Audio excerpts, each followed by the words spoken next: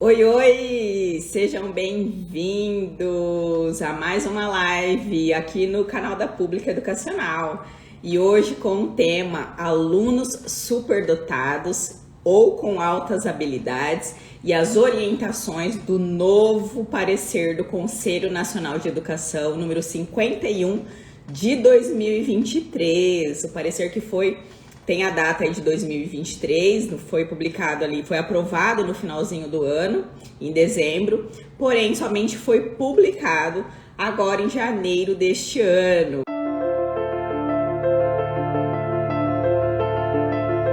Então sejam todos muito bem-vindos. Você que nos acompanha aqui sabe que a nossa missão aqui na Pública Educacional é compartilhar a legislação educacional de uma maneira prática e objetiva, para que você, profissional da educação, possa atuar com mais segurança, mais eficiência no seu dia a dia profissional. Então, você que é profissional da educação, compartilha, aproveita aqui enquanto o pessoal está entrando. Oi, a Grazi está falando um olá pra gente. Enquanto o pessoal entra aqui, compartilhem essa live com mais algum profissional da educação, com mais algum amigo que se interessa aí por legislação educacional. Clica no aviãozinho aí e vai encaminhando para os profissionais da educação que querem aprender um pouco mais sobre a legislação educacional. E para você que é colega advogado, que gosta do direito educacional, quer aprender aí, trocar ideias e experiências sobre legislação educacional, seja muito bem-vindo também. A gente tem aqui na Pública Educacional não só alunos que não somente profissionais da educação, mas também profissionais da área do direito, estudantes e colegas advogados que são aí especializados na área do direito educacional. Então também sejam todos muito bem-vindos. Lembrando mais uma vez o tema da nossa live de hoje: alunos superdotados ou com altas habilidades e as novas orientações do Conselho Nacional de Educação, que foram aprovadas por meio do parecer número 51 de 2023. Eu sou a Sarita Pérez, advogada, especialista na área de legislação educacional. Já trabalho aí com educação básica pública há mais de 15 anos. Sou professora, tutora aqui da Pública Educacional, então frequentemente estou aqui participando das lives. Sou tutora dos cursos da Pública Educacional, então tenho certeza que tem vários alunos aqui na nossa live que acompanham também as atualizações. Então sejam todos muito bem-vindos. Tá? Eu quero começar aqui hoje, pessoal, fazendo uma perguntinha para vocês. Quem estava na live da semana passada? Na semana passada, o tema da nossa live foi um outro parecer do Conselho Nacional de Educação, que também trouxe diretrizes, trouxe orientações para o público-alvo da educação especial, que são os alunos autistas, os alunos com transtorno do espectro autista. E aí, esse parecer, o parecer número 50, ele foi aprovado na mesma data desse parecer que é objeto da nossa live de hoje, do parecer 51. Então, ambos os pareceres foram aprovados no mesmo dia e publicados agora em janeiro de 2024, ok? Esses pareceres, assim como eu fiz a introdução na semana passada, quem estava aqui na live vai recordar dessa questão que eu disse. Tanto o parecer 50 quanto o parecer 51 ainda não estão homologados, tá? Eles não foram homologados pelo ministro de Educação. Então, o que acontece? Todos os atos emitidos pelo Conselho Nacional de Educação, sejam pareceres ou resoluções ou indicações, eles dependem de homologação do ministro da Educação para terem validade no nosso ordenamento jurídico. Então, todas as vezes, na verdade, no caso de deliberação, no caso de parecer ou de resolução, depende aí de homologação do ministro. Por quê? Porque são atos que são emitidos ali pelos conselheiros, membros ali do Conselho Nacional de Educação, mas que demandam ali uma deliberação, uma opinião sobre determinado assunto. Então, eles carecem de aprovação do ministro da Educação para terem validade, tá? Então, quando o Conselho Nacional de Educação emite uma resolução ou um parecer para ter validade no nosso ordenamento jurídico e vincular aí a atuação de todos os sistemas de ensino do nosso país, é preciso essa homologação, tá? Lembrando que o Conselho Nacional de Educação é o órgão normativo, deliberativo e consultivo do sistema de educação nacional do nosso país. E ele emite, então, orientações e diretrizes para todos os sistemas de ensino, sejam dos estados ou dos municípios, ok? E a outra observação que eu fiz também em relação ao parecer 50, e eu faço hoje em relação ao parecer número 51, é com relação ao fato de que esse parecer, além de não estar homologado, caso seja homologado, ele serve de orientação para os sistemas de ensino. Ele não tem caráter vinculativo, não tem caráter normativo, tá? Por quê? Porque, de acordo lá com o regimento interno do Conselho Nacional de Educação, os atos, né, esses atos que são emitidos pelo Conselho Nacional de Educação podem ser de 3 tipos: indicação, parecer ou resolução. No caso dos pareceres, eles surgem, os pareceres dos membros ali do Conselho Nacional de Educação, em razão de consultas feitas pela sociedade, feitas pelos sistemas de ensino em relação a matérias relacionadas à educação. Então aí vem o conselho, os membros ali do Conselho Nacional de Educação se reúnem de acordo ali com as suas câmaras, seja Câmara de Ensino Superior ou Câmara de Educação Básica ou até mesmo o Conselho Pleno. Então, de acordo com a matéria que está sendo debatida, que está sendo questionada, o Conselho Nacional de Educação, via parecer, emite uma opinião, tá? Esse parecer, então, portanto, não tem caráter vinculativo, não tem caráter normativo, porque o Conselho está emitindo uma opinião sobre determinado assunto, sobre determinada matéria educacional. Diferentemente de quando nós estamos falando das resoluções. As resoluções, elas têm caráter, sim, normativo. Por quê? Porque, de acordo com o regimento interno do Conselho Nacional de Educação, elas têm força de norma. Então, quando existe uma resolução, aí os sistemas de ensino precisam obrigatoriamente observar aquelas diretrizes ou aquelas regras que estão sendo emitidas, tá? Mas, então, voltando aqui ao tema da nossa live, no caso do parecer 51, que traz aí orientações para o atendimento de alunos superdotados ou com altas habilidades, trata-se de um parecer, de uma opinião que, na verdade, se resume a um estudo técnico que foi realizado por uma comissão nomeada ali no âmbito do Conselho Nacional de Educação. Então, a mesma comissão que se reuniu para fazer o parecer 50, emitiu também o parecer 51 e, de acordo ali com as funções do Conselho Nacional de Educação, essa é a sua função, emitir, né, diretrizes e orientações para os sistemas de ensino dos estados e dos municípios. Então, de acordo com esse regimento, de acordo com essa estrutura do Conselho Nacional de Educação, diante do grande anseio da sociedade, dos sistemas de ensino em relação à educação especial, foi composta essa comissão no ano passado, e essa comissão propôs aí grupos de estudo para elaboração de grupos de trabalho para elaboração de estudos técnicos relacionados à área da educação, tá? Então, na semana passada, quem não assistiu a live da semana passada, fica aqui o meu convite. Foi uma live um pouquinho extensa, na verdade, porque o parecer, ele é bem extenso, ele tem mais de 70 páginas, o parecer 50, e hoje o parecer 51, que é o objeto da nossa live, tem aí por volta de 50 páginas também. Mas acredito que hoje a gente consegue tratar aqui dos pontos principais bem mais rápido, com mais objetividade, tá?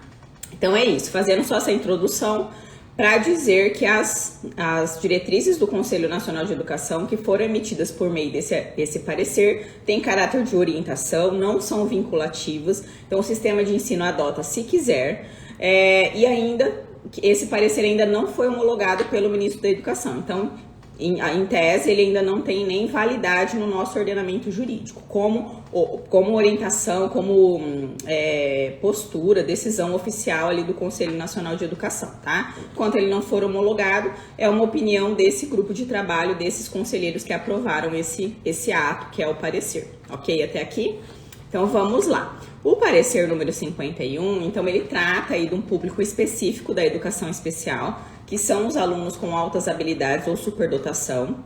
Se a gente relembrar ali as diretrizes que já são existentes no âmbito da educação especial, a gente tem a resolução da Câmara de Educação Básica do Conselho Nacional de Educação, que é a 2 de 2001, que traz diretrizes gerais para o atendimento de alunos da educação especial, e o parecer número 4 de 2009, que traz orientações específicas para o AEE, que é o atendimento educacional especializado, que é aquele realizado no contraturno escolar.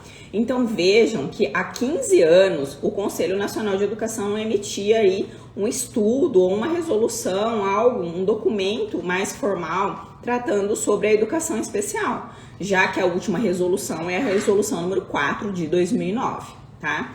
Então, muito embora esses pareceres não estejam homologados, eles servem de estudo para a comunidade escolar. Então é importante que nós tenhamos o conhecimento desses documentos, dessas pesquisas, desses estudos, e aí cada equipe pedagógica, cada equipe escolar cabe se reunir e estudar esse documento e absorver aquilo que é importante, que é interessante para a sua rede, ok?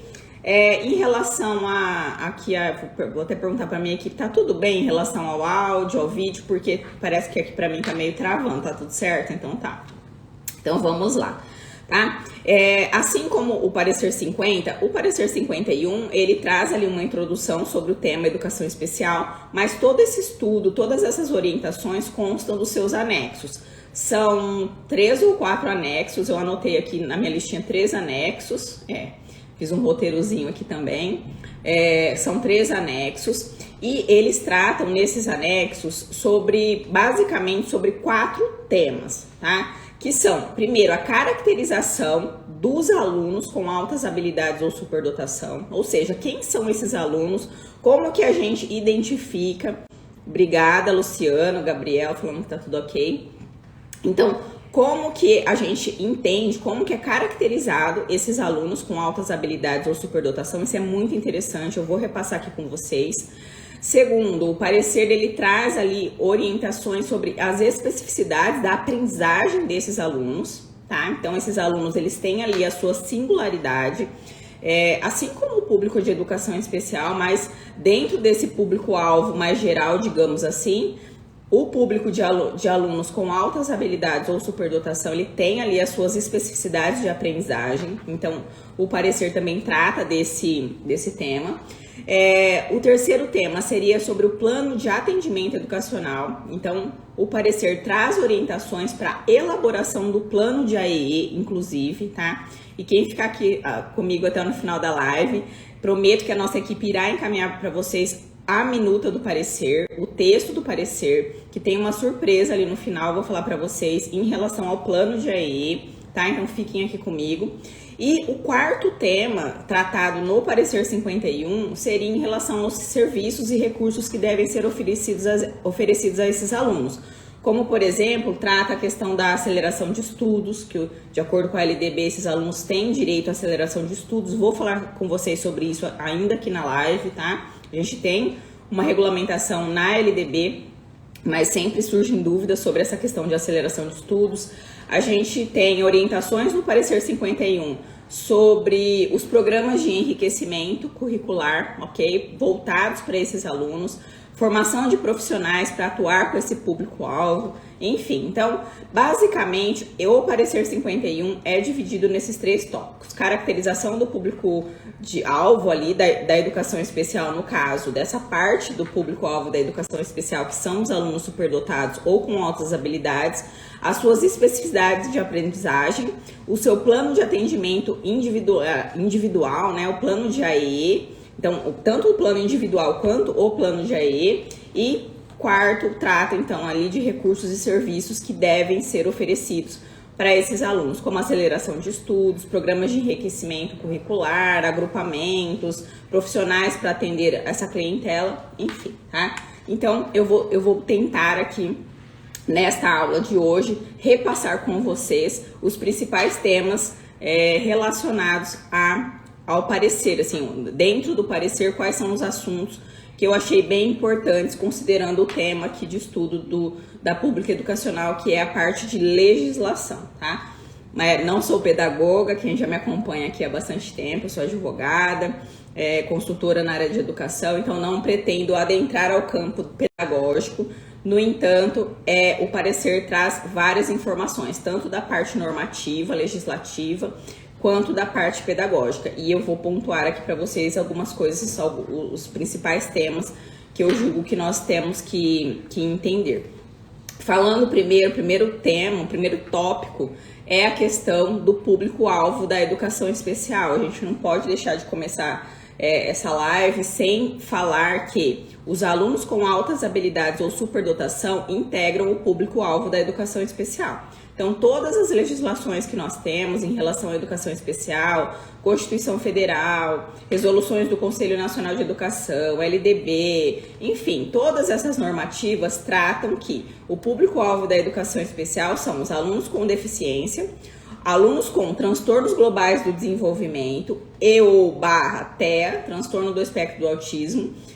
Na live anterior, se eu não me engano, eu expliquei isso, mas na live que eu fiz com a Jane Haddad, quem acompanhou aqui com a gente, eu falei bastante sobre essa questão do CID, da classificação internacional de doenças, que ela foi alterada, né, para abranger aí, na verdade, o público-alvo da educação especial está sendo ampliado.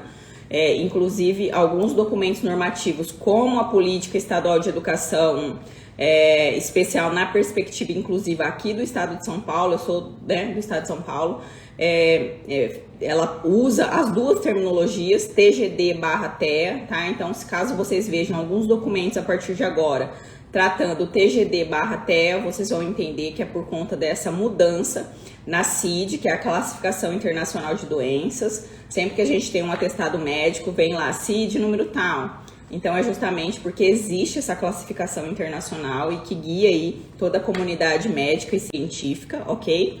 Então, alunos com deficiência, alunos com TGD/TEA e alunos com altas habilidades ou superdotação.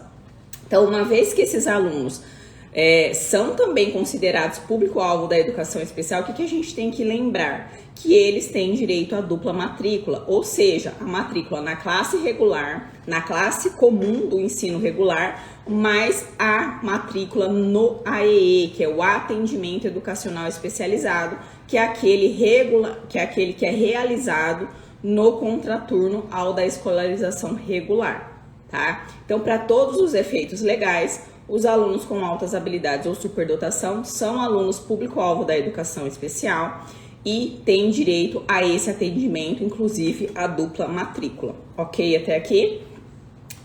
O parecer é bem interessante, eu até anotei aqui no meu roteiro, no sentido de que ele traz dados para a gente sobre essa população. Fazendo ali uma análise, e eu peço que vocês, na medida do possível, façam uma leitura completa do parecer 51, ele traz informações para a gente sobre esse público.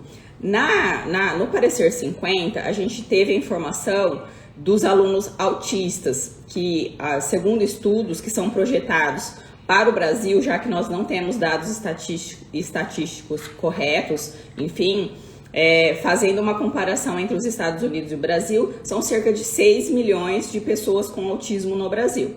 Agora, em relação aos alunos com altas habilidades ou superdotação, o parecer 51 traz que apenas, considerando a população de estudantes, tá, do nosso país, apenas de 1 a 3% dessa população de alunos, de estudantes, tem aí altas habilidades ou superdotação. Então, é uma população bem pequena se comparada aos alunos que têm o TEA, né, o transtorno do espectro do autismo, por exemplo, tá? Então, o parecer 51 traz pra gente essa informação. Mas, além disso, além desse percentual de alunos, uma outra coisa que a gente tem que considerar, e é importante para vocês, profissionais da educação, na área de planejamento educacional, é que existe também aqueles alunos que têm a chamada dupla condição, até anotei aqui, ou dupla excepcionalidade. Ou seja, são alunos que têm concomitantemente altas habilidades ou superdotação com alguma outra deficiência ou transtorno, tá? Então, a gente pode ter, por exemplo, um aluno surdo, mas que tem altas habilidades, tá? Então, ele estaria aí englobado nesse outro público que já é um público considerado aluno com deficiência, que tem ali todas as garantias também na nossa legislação em relação à sua deficiência. Mas nós temos as pessoas que têm apenas altas habilidades ou superdotação, que não são associadas a nenhuma outra deficiência ou transtorno, ok? Então nós temos que, enquanto profissionais que trabalham com educação, temos que ter essa noção, a noção dessa população para fins de planejamento educacional e planejamento da melhor forma de atendimento desses alunos, dessa clientela, tá? Então eu achei bem interessante essa colocação. Uma outra questão que eu anotei aqui para falar com vocês é a questão da caracterização desse público de alunos, tá? Por quê? Quando a gente fala de alunos superdotados ou com altas habilidades, já vem a ideia de que são gênios, de que é necessário algum grau de genialidade para que esses alunos sejam considerados alunos com altas habilidades ou superdotação, tá? Porém, o parecer é bem certeiro nesse sentido para nos explicar que no público-alvo da educação especial, a gente não vai considerar apenas as pessoas que têm algum grau de genialidade, mas todas aquelas pessoas, todos aqueles alunos, crianças ou adolescentes, que demonstrem ali alguma habilidade superior em alguma área do conhecimento, quando comparados aos demais alunos da mesma idade, do mesmo ambiente, do mesmo nível ou faixa etária, ok? Por isso que é tão importante, e aí vem o parecer nos reforçando isso, a avaliação desses alunos, tá? E o estímulo precoce, por quê? Essas altas habilidades, essa habilidade superior que algumas crianças têm, algumas pessoas têm, elas já se manifestam desde a infância. Então, quanto antes a escola identificar essa habilidade superior que essa criança tem, que esse aluno tem, mais preparada e melhor ela poderá desenvolver essa criança ao longo dos anos, durante ali o seu percurso educacional, de forma a potencializar essa habilidade que essa criança tem, tá? E aí, essa habilidade não precisa ser necessariamente em várias áreas, tá? Considerando ali que uma criança, um adolescente ali, um aluno tenha identificado pela equipe escolar alguma habilidade, seja na área de, não apenas acadêmica, isso é uma questão muito importante também tratada no parecer, tá? Para a gente considerar e caracterizar esse aluno como público-alvo da educação especial, como aluno de altas habilidades ou superdotação, ele não precisa estar ali envolvido somente ou demonstrar habilidade apenas na área acadêmica. Pode ser na área artística, cultural, tecnológica, enfim, tá? Na área de matemática, por exemplo. Então, assim, o parecer traz várias possibilidades que podem, então, caracterizar a pessoa com altas habilidades, tá? Então, são pessoas que têm habilidades superiores, não necessariamente muito superiores, o parecer até usa essa expressão entre parênteses, não muito superiores, mas têm habilidades superiores em determinada área, seja área cognitiva, ali, intelectual, acadêmica, ou na área de artes, de música, tecnológica, enfim, em outras áreas.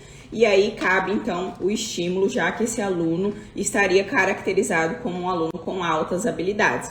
E aí fica aqui também o meu convite para vocês fazerem a leitura do parecer, porque lá no parecer ele descreve ali algumas características, ele pontua algumas características. Então, é um aluno que tira boa nota, é um aluno que conclui as atividades com maior rapidez, é um aluno, enfim, ele traz ali um rol de situações e de habilidades que podem ser enquadradas, obviamente, a partir de uma avaliação pedagógica, e podem, então, subsidiar para avaliar e enquadrar esse aluno como um aluno com altas habilidades, ok? Por isso, mais uma vez, eu reforço aqui algo que está lá no parecer, que quanto antes for feita essa avaliação e essa identificação pela equipe escolar, melhor será o atendimento educacional voltado para esse aluno, para potencializar ali as suas habilidades superiores, ok? Uma outra questão que eu anotei é a questão da singularidade. Até usei aqui nos stories da Pública Educacional uma frase aqui do parecer falando sobre a singularidade desse alunado, desse público. Parte desse público da educação especial, que são os alunos superdotados ou com altas habilidades. Esses alunos, como eu disse anteriormente, não necessariamente eles precisam ter aspectos de genialidade, eles precisam apenas, para ser caracterizados, ter ali alguma habilidade superior, não precisam necessariamente ter QI elevado, tá? O parecer traz essa informação pra gente, eu achei também muito interessante. E são pessoas singulares, são pessoas que têm características e interesses singulares. E assim como os demais alunos do público-alvo da educação especial, a gente não pode padronizar o atendimento desses alunos. É preciso uma avaliação individual. Por quê? Porque cada aluno tem a sua singularidade, tem os seus interesses singulares por determinadas áreas do conhecimento, por determinadas atividades, tá? Então o parecer ressalta muito isso. Ele até dá um exemplo assim, às vezes um aluno, ele gosta mais de leitura, de silêncio, de ficar em ambientes como bibliotecas, áreas de estudo, enfim. E outros alunos com altas habilidades ou superdotação, não. Podem ser ali grandes jogadores de videogame, por exemplo. Podem gostar de atividades que sejam mais lúdicas, mais criativas, ou até mesmo estar em ambientes mais com volumes maiores, enfim, não naquele ambiente silencioso, por exemplo, de uma biblioteca, que pode ser que seja o ambiente adequado para um outro aluno, um aluno que também tenha altas habilidades. Então, por isso que o plano de AEE, tanto o plano de atendimento educacional especializado, o PEI, né, que é o plano individual, como o plano de AEE, eles devem respeitar essa singularidade de cada estudante, ok? E isso é importante para que de fato seja feito um planejamento adequado aos seus desenvolvimentos, às suas necessidades educacionais. A Ana Vitória está perguntando, essa avaliação individual é realizada através da escola? Sim, Ana, esse é até um dos pontos que eu anotei aqui para falar com vocês, que é a questão da competência da equipe escolar para fazer essa avaliação pedagógica, tá? Daqui a pouquinho eu falo sobre esse assunto. Um outro ponto que eu achei bem interessante, talvez vocês que são profissionais da educação tenham até maior clareza do que eu, mas eu achei muito interessante, que a gente sempre estuda e lê a legislação e fala de altas habilidades ou superdotação ou vice-versa. E o parecer traz um esclarecimento sobre esse binômio altas habilidades ou superdotação. Quando a gente fala de altas habilidades, segundo o estudo que está esclarecido, que está consolidado ali no parecer 51, quando a gente fala de altas habilidades, a gente está enfatizando os aspectos que podem ser moldados, ou seja, que podem ser alterados. Por quê? Porque eles derivam do ambiente em que a pessoa está inserido, como por exemplo, o ambiente familiar, o ambiente escolar, a sociedade em que ele está inserida, a vida em comunidade, cultural. Então, quando a gente fala de alunos com altas habilidades ou pessoas com altas habilidades, nós estamos enfatizando questões relacionadas ao ambiente em que essa pessoa está inserida e que podem ou não ser potencializadas. Então, se esse aluno, se essa pessoa, ela está convivendo num ambiente familiar ou educacional em que ela é estimulada e em que essas habilidades são potencializadas, haverá então ali de fato uma evolução, um desenvolvimento dessa habilidade que ela já apresenta ali desde criança, tá? E quando a gente está falando então da pessoa, do aluno superdotado, o que está sendo enfatizado neste caso são os aspectos inatos, ou seja, que já nascem com a pessoa. São aspectos relacionados à sua inteligência e à sua personalidade, tá? Então existe aí essa diferença entre os superdotados e as pessoas com altas habilidades. O parecer diz que isso não influencia né, nas questões relacionadas aos direitos, enfim, dessas pessoas, mas ele pontua essa diferenciação, já que, de acordo com as características de cada pessoa, de cada aluno, a equipe escolar poderá, então, avaliar e traçar um plano de atendimento para esse aluno de maneira que ele possa desenvolver com maior rapidez e potencializar ali as suas habilidades, ok? Uma outra questão, e aí seguindo aqui com o roteirinho que eu fiz para vocês, que está relacionado justamente a essa identificação e caracterização do aluno, que é considerado um aluno superdotado ou com altas habilidades.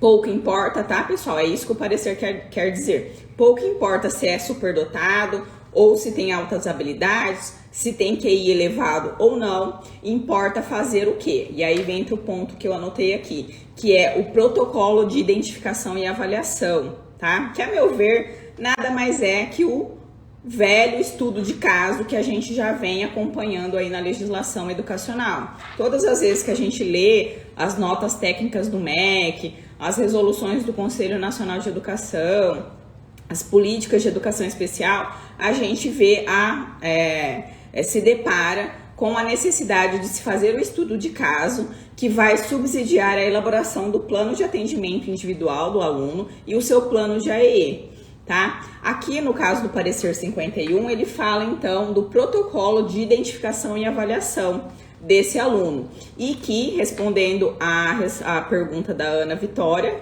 que eu li agora há pouco, sobre a avaliação, se é a equipe escolar que faz, sim, o parecer 51 enfatiza que é a equipe escolar a competente para fazer a avaliação desse aluno. Inclusive, eu separei um trechinho aqui do parecer que eu vou ler para vocês. A identificação dos estudantes superdotados é um ato pedagógico nos sistemas de ensino e é realizada por equipe de profissionais inter e multidisciplinar. E aí ele vem descrevendo ali quais seriam esses profissionais, tá? Nessa descrição, o parecer 51, ele traz todos os membros praticamente ali da equipe escolar, professores, psicopedagogos, a equipe de suporte pedagógico que atende esse aluno, seja o diretor de escola, coordenador pedagógico, enfim, mas também por falar que essa é uma equipe multidisciplinar, ele também recomenda que, se for necessário, que existam profissionais ali da área da saúde auxiliando e complementando essa avaliação, esse estudo de caso. Então, né, profissionais ali como psicólogos e até médicos, neuropediatras, enfim, o parecer traz ali a indicação de que a escola poderia se beneficiar de outros profissionais, não apenas da área pedagógica, mas da área da saúde, quando for necessário, tá? Mas em todo momento, o parecer enfatiza que a competência da avaliação do aluno e identificação, se ele é um aluno público-alvo da educação especial, é da equipe escolar. E eu já venho falando sobre esse assunto com vocês há bastante tempo. Quem é nosso aluno aqui da Pública Educacional, está no curso de educação especial, eu faço ali uma análise de toda a legislação, de todos os pontos da legislação que nós temos, que garantem essa competência para a equipe escolar, para a equipe pedagógica, a competência para avaliar e identificar os alunos que são público-alvo da educação especial, inclusive para fins de matrícula, tá? Porque existe aí uma grande insegurança dos profissionais da educação em fazer essa identificação quando não existe, por exemplo, um laudo médico, um laudo clínico, tá? E na live da semana passada, na live relativa ao parecer 50 de 2023, que fala dos alunos autistas, lá está claro, quem não assistiu a live, eu faço aqui o convite para assistir. Lá eu falo, inclusive eu cito as páginas onde o próprio parecer do MEC reconhece que, segundo as próprias orientações já emitidas via nota técnica, para fins de matrícula no censo escolar, não é necessário um laudo clínico, um laudo médico para fins de matricular o aluno e ele receber o AEE, receber o atendimento educacional especializado. Então, da mesma forma, um aluno com altas habilidades ou superdotação, uma vez que a equipe escolar avaliou, identificou, fez esse protocolo de identificação, fez esse estudo de caso e concluiu que esse aluno é um aluno público-alvo da educação especial, no caso, é um aluno com altas habilidades ou superdotação, esse aluno, mediante esse parecer, essa avaliação da equipe escolar, tem direito de receber esse atendimento, ok? Então, esse é um outro ponto que eu anotei aqui. Anotei, só para reforçar, acho que eu já até falei, que esse estudo de caso, essa avaliação, ela serve para fins de elaboração, inclusive, do plano de atendimento individual, né? Plano educacional individual, não importa se é PEI, plano educacional individual, ou PAI, plano de atendimento individual, e para o plano de AEE, tá bom? O que importa é ter esse diagnóstico, ter essa avaliação inicial, para fins de traçar ali todas as metas e estratégias e recursos que serão, então, direcionados para esse atendimento. Lembrando que quando a gente fala de público-alvo da educação especial, quando a gente fala da modalidade de educação especial, a gente está falando ali de toda uma legislação que resguarda o atendimento desse aluno, tanto no ensino regular quanto no AEE, que é esse atendimento realizado no contraturno e que é de cunho educacional e não clínico, tá? Então, é atendimento educacional e por isso mesmo a equipe escolar é competente para fazer essa avaliação, ok? Um outro item que eu anotei aqui para vocês do parecer 51 e que eu achei muito interessante é a questão do plano de atendimento educacional especializado.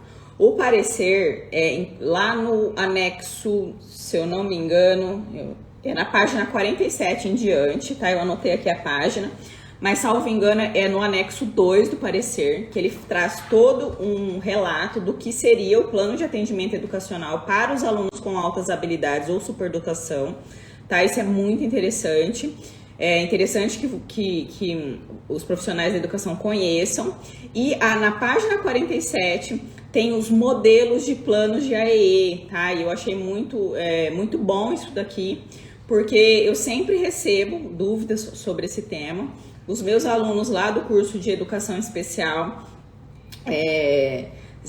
sempre pedem, tanto é que no curso, dentro do curso, a gente fez um banco de modelos para ajudar aí os sistemas de ensino a elaborarem todas as normativas que são necessárias para regulamentar essas questões de educação especial no âmbito do município, do sistema de ensino, tá? E eu trago ali alguns modelos de plano de AE, plano de atendimento individual especializado, porém, aqui no parecer 51, lá na página 47 em diante, a gente tem então ali os modelos, a própria equipe, a própria comissão que foi responsável, o próprio grupo de trabalho que foi instituído ali no âmbito do Conselho Nacional de Educação, do Conselho Pleno do Conselho Nacional de Educação, que emitiu esse parecer 51, eles trazem para a gente, no corpo do parecer como anexo, os modelos em relação aos planos de atendimento. Isso é muito interessante, porque pode servir de base aí para a atuação da equipe escolar, da equipe técnica que vai avaliar os alunos, vai fazer esse protocolo de identificação e avaliação das suas necessidades educacionais e aí traçar o seu plano de atendimento, ok? Um outro item que eu anotei aqui para vocês, também relacionados aos alunos que têm altas habilidades ou superdotação, é a questão da aceleração de estudos, tá? A gente sempre ouve falar de aceleração de estudos. Eu, como consultora na área educacional, os municípios sempre perguntam sobre esse tema. Sarita, como que faz esse procedimento de aceleração de estudos que está previsto na LDB? Quando que o aluno tem direito? E aí eu achei meio interessante porque o parecer 51 traz orientações sobre essa questão, tá? Já que ele é um parecer específico para os alunos com altas habilidades ou superdotação, tá? Quando a gente fala de aceleração de estudos, primeira normativa que vem à mente é a LDB, a Lei de Diretrizes e Bases da Educação Nacional, que vem ali nos falando no artigo 59, anotei aqui para vocês, Os sistemas de ensino assegurarão aos educandos com deficiência, transtornos globais do desenvolvimento e altas habilidades ou superdotação. Inciso 1º, currículos, métodos, técnicas, recursos educativos e organização específicos para atender às suas necessidades, tá? Então, o mesmo vale aí não só para os alunos com deficiência ou TGD, TEA, mas os alunos com altas habilidades ou superdotação. Então, eles têm direito dessa adaptação curricular de acordo com as suas necessidades educacionais. E também, inciso 2, vem a questão da aceleração de estudos, tá? A primeira parte do inciso 2 do artigo 59 fala da terminalidade específica, que é sempre um tema também que os meus alunos do curso de educação especial, dos alunos aqui da pública e das consultorias me perguntam: Sarita, como faz o procedimento de terminalidade específica? Que é para aqueles, vou ler aqui o inciso 2 do artigo 59 da LDB, terminalidade específica para aqueles que não puderem atingir o nível exigido para a conclusão do ensino fundamental, em virtude de suas deficiências, tá? Então, a LDB, ela trata dessa possibilidade de terminalidade específica para aqueles alunos que não conseguem avançar ali para o ensino médio. Então, é possível, via um procedimento escolar, fazer essa terminalidade de estudos, de maneira que esse aluno, ele não seguirá para o ensino médio, mas ele receberá ali uma certificação da escola dizendo que ele já cumpriu a sua jornada educacional e que relate ali todas as suas habilidades para que ele siga com a sua vida em sociedade normalmente, tá? Essa é a chamada terminalidade específica, também tá lá na LDB, no inciso, artigo 59, inciso 2, e aí vem a segunda parte do inciso, que é o direito de aceleração para concluir em menor tempo o programa escolar para os superdotados, tá?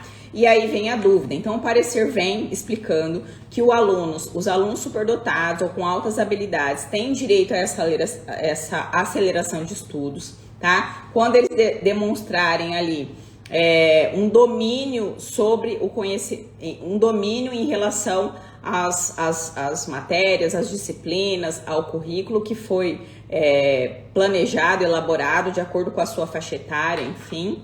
Então, esse aluno, ele tem direito de acelerar os seus estudos, inclusive para passar do ensino fundamental para o ensino médio, do ensino médio para o ensino superior, fazer os exames ali de certificação. O parecer nos traz essa orientação, tá?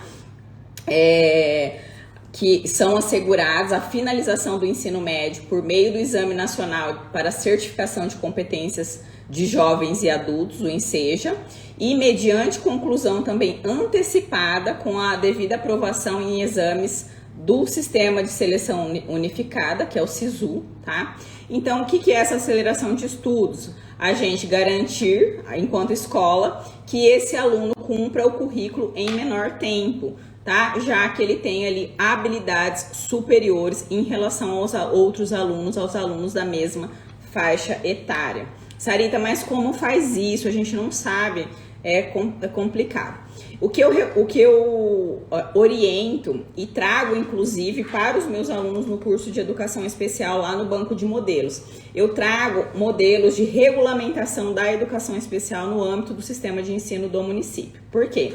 Muitas questões relacionadas à educação especial, embora nós tenhamos a previsão legal, e esse exemplo da aceleração de estudos ou da terminalidade específica é um bom exemplo, embora nós tenhamos garantido na LDB, que é uma lei federal, que traz as diretrizes e bases da educação do nosso país, embora nós tenhamos garantido esse direito, a LDB não traz maiores detalhes. Ela não explica pra gente qual é o procedimento que deve ser feito pela escola, tá?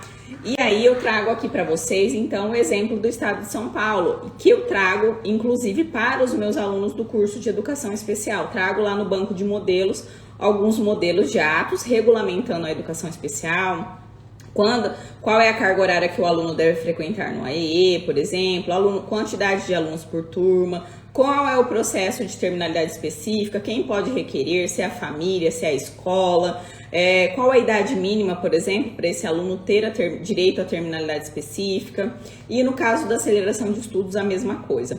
E eu trago, por exemplo, o exemplo aqui da Rede Estadual de São Paulo, que existe uma regulamentação no âmbito da Secretaria Estadual de Educação, que ela mescla ali, dentro do procedimento de aceleração de estudos, não apenas os aspectos cognitivos do aluno, ou seja, para fins de procedimento de aceleração de estudos, cabe ali a equipe escolar, a família fazer os requerimentos, enfim, cabe à equipe escolar fazer as avaliações pedagógicas para avaliar a parte cognitiva do aluno, ou seja, esse aluno ele de fato tem habilidades maiores, ele já cumpre o currículo em menor tempo em relação aos alunos da mesma faixa etária, da mesma série, do mesmo ano, enfim.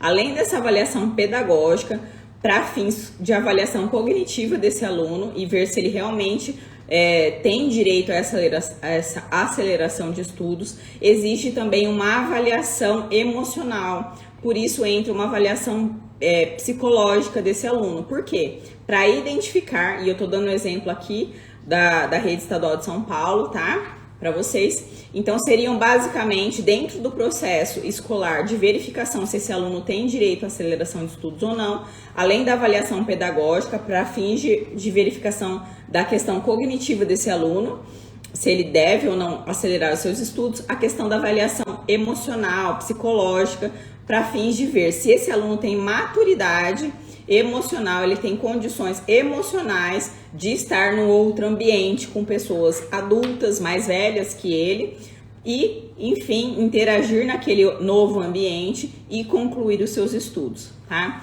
Então, é muito interessante que a equipe escolar, que o sistema de ensino dos municípios, diante de uma ausência na legislação nacional, aí na LDB, a LDB traz para a gente o direito, tanto do aluno, em alguns casos, o aluno que já está com uma idade ali, uma defasagem, idade séria, de ter a terminalidade de estudos, traz também o direito de aceleração de estudos para alunos superdotados ou com altas habilidades. No entanto, ela não traz maiores esclarecimentos sobre o procedimento a ser feito pela escola. E cabe aí, então, a regulamentação local, tá? Cabe ao sistema de ensino baixar essas normativas. E aí eu sempre falo isso com os meus alunos, principalmente lá no curso de Educação Especial. A importância de cada sistema de ensino, dos municípios e dos estados, baixar as suas próprias normativas. Seja via Secretaria de Educação, ou seja via ali Conselho Municipal de Educação, do mesmo jeito que a gente tem no âmbito do Sistema Nacional de Ensino, o Conselho Nacional de Educação, norteando todos os sistemas de ensino e trazendo diretrizes e políticas, regulamentando assuntos, questões que não estão claras na legislação de referência, LDB, Plano Nacional de Educação, Constituição Federal. Nós temos a competência também dos conselhos municipais de educação dos estados e dos municípios para baixarem ali as suas normas complementares. A própria LDB, lá no artigo 11, ao falar da competência dos municípios em matéria de educação, traz com clareza a competência dos municípios baixarem suas normas complementares para o seu sistema de ensino, desde que não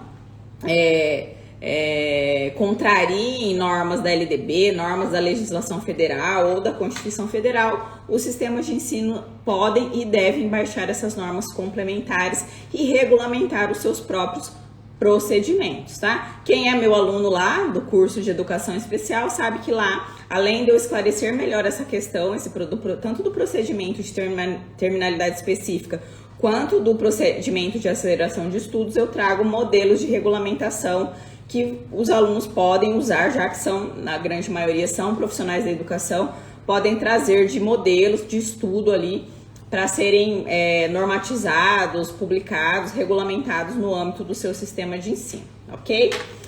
Para finalizar essa parte esse tema aqui do parecer 51, nunca é demais lembrar que os alunos superdotados ou com altas habilidades, como eu disse no início da live, integram aí o público-alvo da educação especial, eles têm direito dessa suplementação de estudos, tá? Então, quando a gente fala do aluno com deficiência, ou com transtorno do desenvolvimento, ou aluno com autismo, a gente está falando que ele tem direito do AEE para fins de complementação de estudos.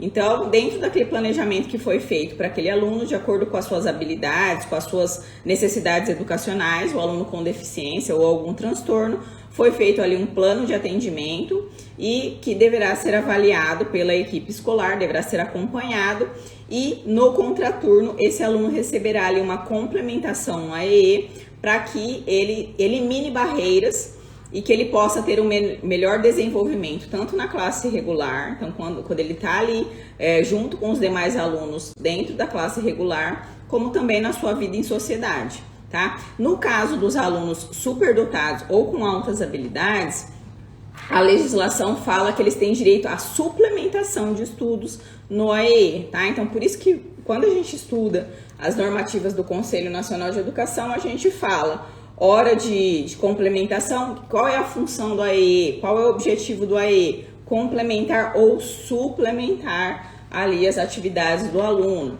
Então, quando a gente está falando de público-alvo de alunos com altas habilidades ou superdotação, a gente tem que entender, enquanto equipe escolar, que esse aluno tem direito a essa suplementação de estudos. Mas não é somente no AEE, eu também falo muito isso lá no curso de Educação Especial. No turno regular, o professor titular da classe, ele também precisa estar preparado. Por quê? Esse aluno superdotado ou que tem uma habilidade superior, ele pode ser muito rápido no raciocínio, ele pode terminar as atividades em um tempo muito mais célere que os demais alunos, e esse aluno ele não pode ficar ocioso naquele ambiente escolar.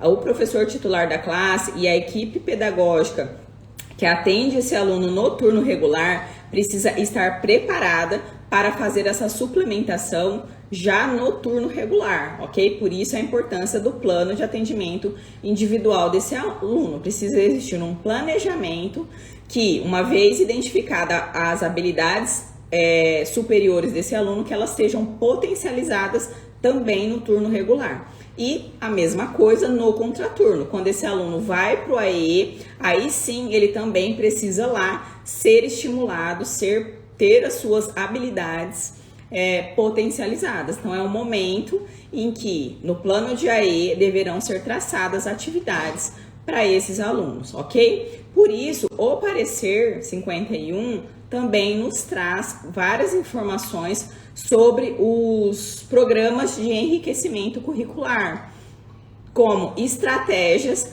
para um melhor atendimento desse aluno. Então, como que a escola pode enriquecer a trajetória escolar desse aluno por meio de programas voltados a atividades em grupo, atividades em que esses alunos participarão de competições, por exemplo, ou de grupos de estudo, grupos de leitura, grupos relacionados ao desenvolvimento, projetos relacionados à área tecnológica, enfim, como a escola pode criar programas de enriquecimento curricular, inclusive em grupos, para atender melhor os alunos com habilidades superiores em determinadas áreas do conhecimento. Vamos fazer um grupo de leitura ou um grupo de estudo na área de matemática, vamos fazer gincanas ou atividades ali que envolvem desafios, para que esses alunos possam se envolver e potencializarem ali as suas habilidades, ok? Pessoal, e até aqui tudo bem? Deixa eu dar uma olhadinha aqui. A Raquel me mandou alguma coisa? Vou dar uma olhada aqui nas dúvidas de vocês, tá? Deixa eu dar uma olhadinha. Somente com avaliação da equipe escolar, a criança já pode ser atendida com altas habilidades e superdotação e matriculada no atendimento? Sim, tá? O parecer 51 enfatiza isso, que a competência é da escola, da equipe escolar. O parecer 50, que é o parecer que eu fiz a live da semana passada, que fala dos alunos autistas, também traz com clareza essa questão, que cabe à equipe escolar, à equipe pedagógica, fazer essa avaliação, e cita inclusive a nota técnica do MEC número 4 de 2014, que é aquela nota técnica que trata da matrícula de alunos para fins de inscrição no censo escolar, tá? E lá fica claro, o parecer 50 traz o trecho ali da nota técnica do MEC, que é de 2014, já dizendo para fins de matrícula não precisa ter laudo médico, não precisa ter laudo clínico. Então, da mesma forma que para os alunos autistas não precisa, para os alunos com altas habilidades não precisa de laudo médico ou clínico. Se tiver, melhor ainda, porque vai compor ali o estudo de caso desse aluno, vai complementar o seu prontuário, o seu plano de atendimento. Porém, se a equipe escolar entender que esse aluno tem uma necessidade educacional e que a escola pode potencializar, pode ajudar nesse desenvolvimento, é o seu dever fazer essa matrícula e prestar esse atendimento, tá? É possível acelerar em redes diferentes, por exemplo, do Fundamental 1 para o Fundamental 2 da rede estadual. Eu não tenho certeza sobre isso. Seria interessante você verificar junto à sua rede, ao seu estado, tá? Porque pode ser que tenha uma questão aí de realmente de procedimentos, pode ser normalmente os sistemas de ensino dos municípios estão vinculados ao sistema de matrículas lá, a Secretaria Escolar Digital, que é gerida pela rede estadual, tá? Então, muito provavelmente já deve existir algum protocolo, alguma padronização de procedimento em relação a essa questão. Então, eu sugiro que vocês verifiquem no âmbito do seu estado, se nessa parceria que existe, né, entre as redes municipais e a rede estadual, justamente por conta do sistema que é utilizado para fins de matrícula, né, de Secretaria Digital e tal, que normalmente é gerido pela Secretaria Estadual, se já existe um procedimento, um protocolo para isso, tá?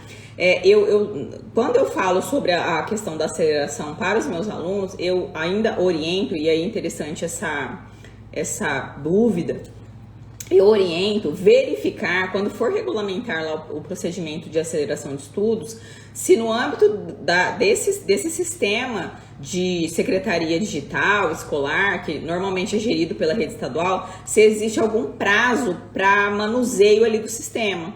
Porque, por exemplo, pode ser que a rede estadual determine, olha, a aceleração de estudos tem que ser feita até o segundo bimestre de cada ano. Pode ser que tenha um tempo ali, uma data para fins de inserção de dados ou de alteração de dados no sistema de matrículas, tá? Então, eu sempre oriento que exista aí essa comunicação entre a rede municipal, a Secretaria Municipal de Educação e quem é o gestor ali do sistema de matrículas, que normalmente é a Secretaria Estadual de Educação, para que exista ali uma comunicação assertiva mesmo em relação a esse procedimento. Então, verifiquem as regras, já que é um sistema que é usado tanto pelos municípios quanto pelos estados, tá? Pessoal, mais alguma dúvida? Qual a diferença entre a rede pública e privada? A Grazi está perguntando, não entendi aqui. Se você está falando em relação ao quê? Ao AE? Esclarece aí para mim, Grazi. Vamos lá, deixa eu dar uma passadinha aqui, ver se tem mais alguma dúvida.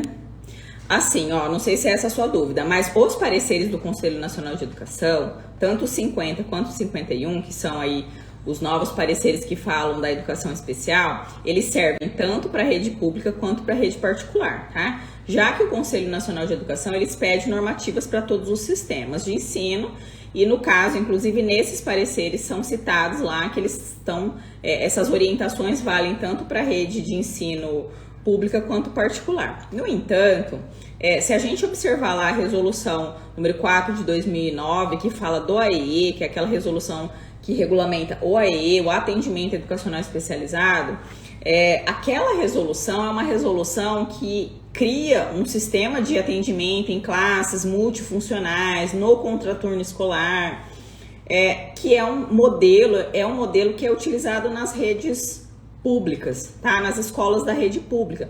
A escola particular, ao meu ver, não precisa seguir esse formato de atendimento. O que ela precisa garantir para o aluno é que naquele turno em que ele está matriculado, ele tem direito a todos os recursos de acessibilidade que ele precisa.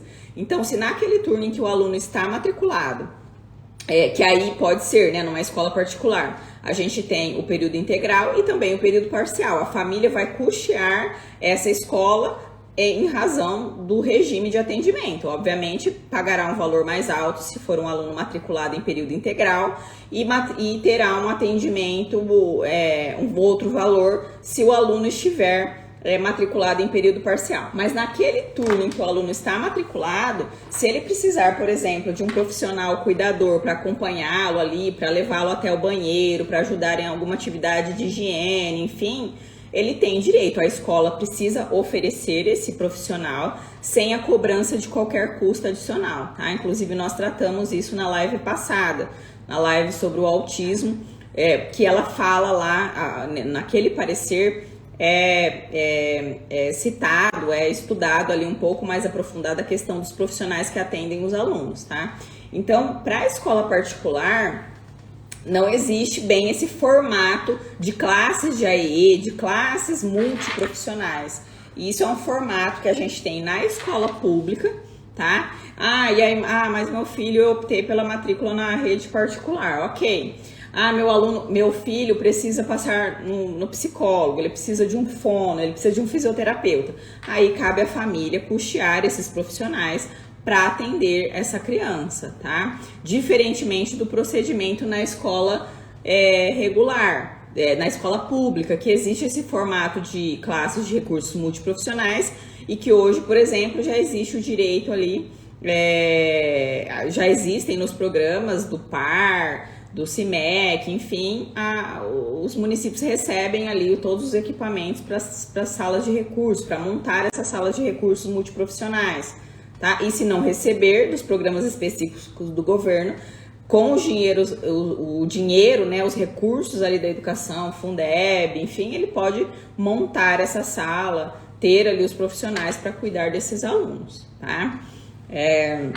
Mas é isso. Mas de maneira geral, as orientações dos dois pareceres que foram publicadas servem tanto para para a rede particular como para a rede privada. Por exemplo, a questão do plano de atendimento é algo que eu entendo que deve ser feito tanto na escola particular quanto na escola pública. Por quê? O aluno ele precisa ter esse protocolo de avaliação, esse protocolo de identificação, ele precisa ter esse estudo de caso e ele precisa ter o seu plano de atendimento individual. Então, independente se ele está na rede particular ou na rede pública, ele precisa ter esse planejamento. Por quê? Porque ele não vai seguir o mesmo currículo dos demais alunos. Ele terá que ter as adaptações necessárias de acordo com as suas necessidades educacionais. Então, precisa ter esse planejamento educacional, ok? A questão, o pessoal que está perguntando da questão dos laudos, eu convido, pessoal, vocês a assistirem a live da semana passada. Eu falei bastante sobre essa questão dos laudos, tá? Não precisa de laudo médico para fins de matrícula do aluno na modalidade de educação especial. Esse assunto já tem notas técnicas do MEC, inclusive a nota técnica 4 de 2014 que eu citei para vocês agora há pouco, tá? Fala sobre isso, não precisa ter laudo médico para matricular o aluno, basta uma avaliação pedagógica da equipe escolar.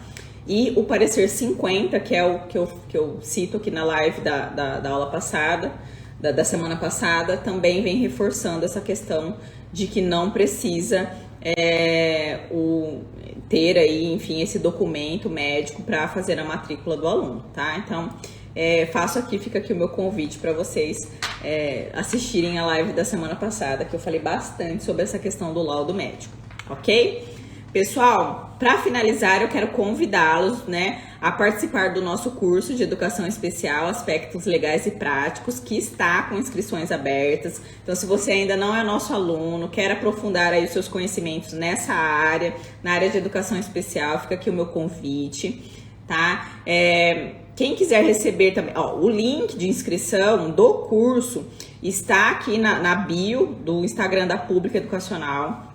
Então, quem quiser conhecer as informações, carga horária, valores, o link está lá na bio, tá? Está com inscrições abertas. É um curso de 180 horas, totalmente online. Eu que faço a tutoria ali dos alunos. Então, os alunos que têm dúvidas podem mandar as dúvidas ali na plataforma do curso, eu respondo todas as dúvidas. Tem o banco de modelos que eu falei para vocês agora há pouco, eu trago modelos de regulamentação de procedimento de aceleração de estudos, modelo para fins de terminalidade específica, regulamentação da educação especial como um todo ali no sistema de ensino, quantidade de alunos por turma, se precisa, quando avaliar, como avaliar, se precisa de cuidador, se precisa de profissional de apoio, quantas horas o aluno tem que ficar no AE, enfim, várias questões e modelos eu trago ali que vocês, né, enquanto alunos e profissionais da educação, podem utilizar no seu dia a dia profissional e podem trazer como sugestão, levar, né,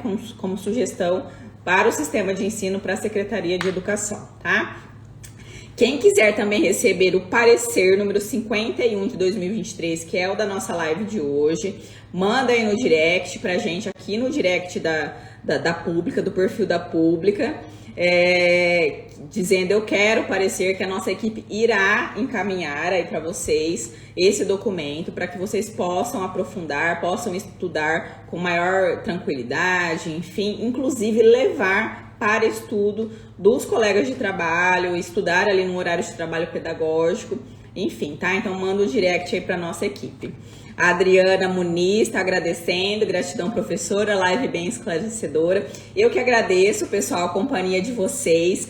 Mais uma tarde aqui de segunda-feira, aqui na Pública Educacional. Muito obrigada por vocês acompanharem os nossos conteúdos, estarem atentos, contribuírem aí com as perguntas. Enfim, o pessoal está perguntando aqui se entrou na live um pouquinho depois. A live irá ficar salva, tá? A gente sempre salva as lives e deixa salva aqui no perfil, no feed do perfil do Instagram da Pública Educacional. Então, se vocês perderam a live de hoje, o comecinho da live, ou quiserem reassistir, quiserem compartilhar com os colegas também, fica aqui o meu convite para vocês compartilharem com outros profissionais da educação que querem aprofundar aí seus conhecimentos. Então, fiquem tranquilos que a live está salva, assim como as lives das semanas anteriores, em que eu trato também de vários assuntos relacionados à educação especial. Tem a live com a Jane Haddad, que a gente falou sobre os direitos e deveres das famílias e da escola em relação à educação especial. A live da semana passada sobre os alunos autistas, enfim, tem bastante material aqui para vocês, tá? A Lucilene tá mandando, doutora, você é excelente, estou amando o curso do AEE. Ai, obrigada, Lucilene. Aí, ó, mais uma aluna nossa aqui presente na aula.